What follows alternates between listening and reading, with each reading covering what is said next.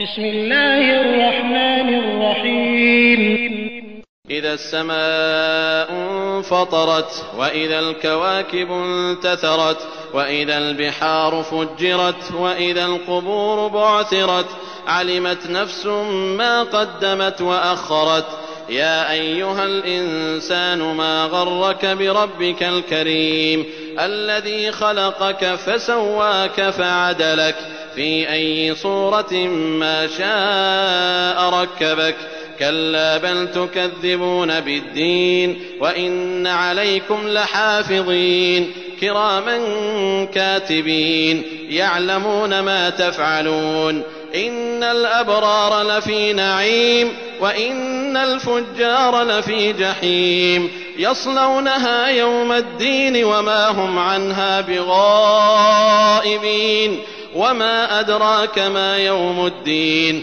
ثم ما أدراك ما يوم الدين يوم لا تملك نفس لنفس شيئا والأمر يومئذ لله.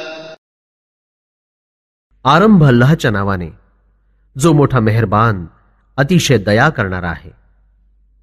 जेव्हा आकाशाला फाडून टाकलं जाईल, जेव्हा तारे झडून सगळीकडे पसरतील, जेव्हा समुद्र उसळून वाहून जातील, जेव्हा कबरींना उखडून टाकलं जाईल, तेव्हा प्रत्येक जीवाला माहिती पडेल की त्यानं पुढे काय पाठवलं होतं आणि मागे काय सोडून आला.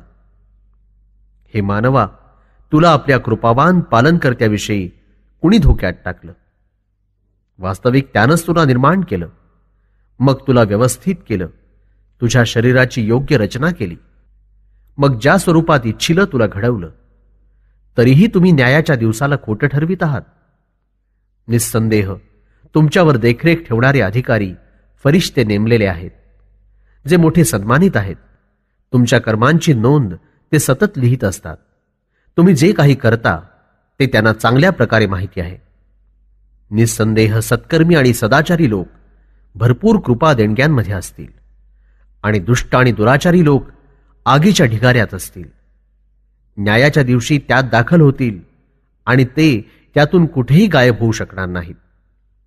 आणि तुम्हाला काही माहिती आहे की न्यायाचा दिवस कसा असेल?